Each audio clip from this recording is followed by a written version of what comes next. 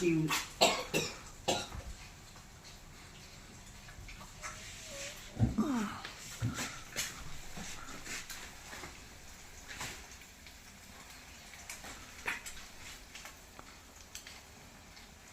আসলাম রান্না করতে। আজকে রান্না হচ্ছে স্পেশাল রান্না। আজকে আমি জার্মানিতে হ্যামবার্গে আমার মেয়ের বাড়িতে বানাচ্ছি। এই যে ব্রেকফাস্ট আমাদের হয়ে গেছে খাওয়া, আমরা তো টাইমলি খেয়ে নিই। এখন মেয়ে বললো আমাকে একটু ব্রেকফাস্ট করে দাও, তো এখন ওর ব্রেকফাস্ট বানাচ্ছি।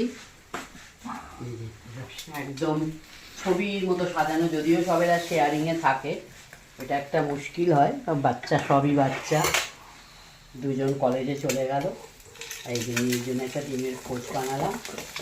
আর এদিকে আমি এখানে সুপার বাজার থেকে চিংড়ি মাছ কিনে এনেছে, আমি একটু চিংড়ি মাছের সর্ষে বাটা দিয়ে করব। বেচারা বলছে তুমি একটু সর্ষে বাটা দিয়ে করো, যে কুকিং রেঞ্জে রান্না করছি, এটা হচ্ছে কুকিং রেঞ্জ। তো কুকিং রেঞ্জে রান্না করছি। ডিমের পোচ হয়ে গেছে, ওইদিকে পাউরুটিও টোস্ট করতে দিয়ে দিয়েছি। এই যে হয়ে গেল কুকিং রেঞ্জ। সর্ষে পাউডার আমি নিয়ে এসেছিলাম দিল্লির থেকে আসার সময়, এটা ভিজিয়ে দিয়েছি। আর এখানে মসুরির ডাল বানিয়ে নিয়েছি। এখানে সব পাওয়া যায় ইন্ডিয়ান স্টোরে, কোনো জিনিসের কোনো কমি নেই। তো এই যে সব মশলা টশলা সব দিয়ে আমাকে দিয়ে গেছে, বললো তুমি আজকে আমাকে, আমি বললাম আমাকে দেখিয়ে দিই আমি করি। এই যে সব জিনিস ভরা জিনিস কিচেনে, মানে কোনো প্রত্যেকের আলাদা আলাদা জিনিস, ওরা বুঝে যায় কোনটা কার, ওরা বুঝে যায়। তো আমিও চা বানিয়ে নিলাম, পাট করে একটু চা বানিয়ে নিলাম। এখন এই চা খাবো, চা খেতে খেতে রান্না করব। এদের এখানে এখন বাজে 12:30, 12:30 বা 1:45 হবে বোধ হয়। ও বাপরে, না 1:30 বাজে, জাস্ট 1:30 বাজে এখন। যায় আমাদের ওখানে যাবে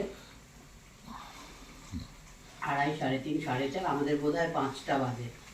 5টা বাজে, এই 1:30 আমি মাছটা রান্না করেই চানে চলে যাবো চা খেতে খেতে, মানে চা খেয়ে নিই।